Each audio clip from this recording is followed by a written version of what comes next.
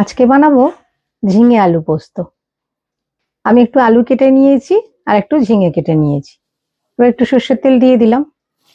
এবার আলুগুলো একটু মোটা কেটেছি, তাই একটু আগে দিয়ে দিচ্ছি, কারণ আলুটা একটু সিদ্ধ হতে সময় লাগবে।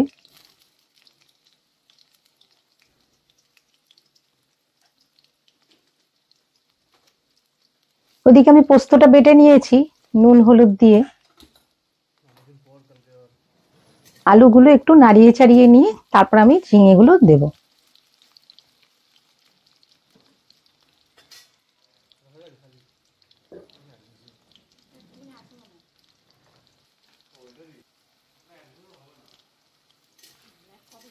একটু কালো জিরে দিতে ভুলে গেছিলাম, একটুখানি কালো জিরে দিয়ে দিলাম।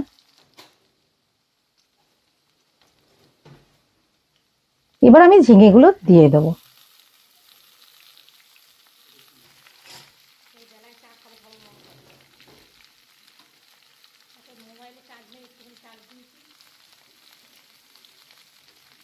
এবার ঝিঙে, পটল, কুমড়ো, ঢেঁড়স এইসবই খেতে হবে। পেঁপে গরম পড়ে গেছে, এখন এসবই খেতে হবে।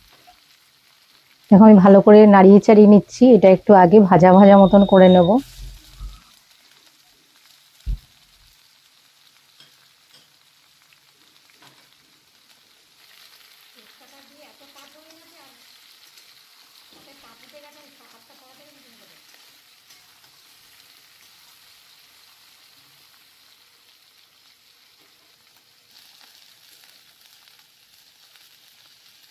এদিকটা আমি একটা পেঁয়াজ ভেজে নিচ্ছি, কারণ পোস্তটা হয়ে যাওয়ার পর আমি একটু আলাদা করে নিজের জন্য তুলে নেব, কারণ আমি পেঁয়াজটা খাই না।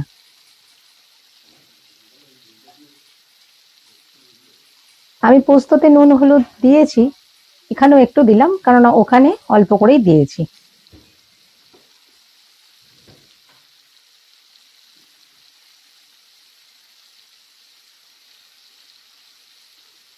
একটু লঙ্কার গুঁড়োও দিয়ে দিলাম আর নুন হলুদও দিয়ে দিলাম।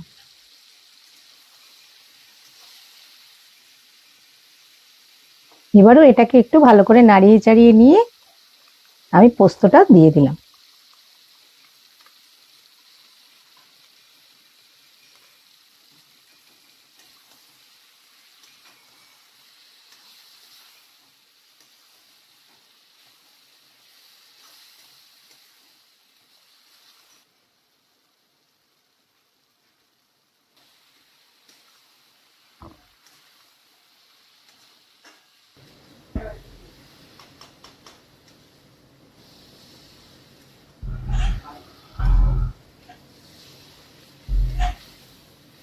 অল্প একটু জল দিচ্ছি, কারণ অনেকক্ষণ ধরে আমি এটাকে কষিয়েছি, সেই জন্য বেশি জলের প্রয়োজন নেই।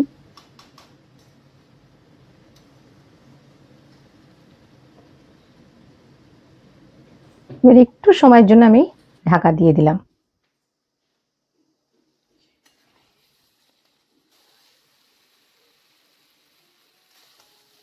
আমি একটু আমার জন্য বাটিতে তুলে রাখছি।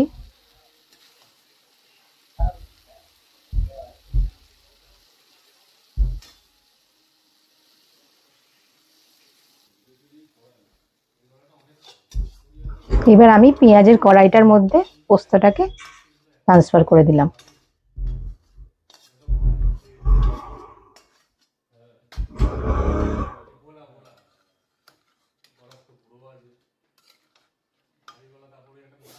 যাদের বাড়িতে নিরামিষ আর আমিষ রান্না করতে হয়, তারাও কি আমার মতন এইভাবে করো?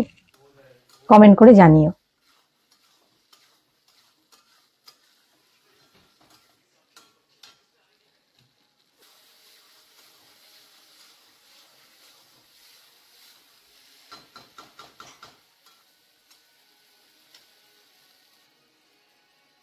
দেখো হয়ে গেছে, এবার আমি নামিয়ে নিলাম ঝিঙে আলু পোস্ত।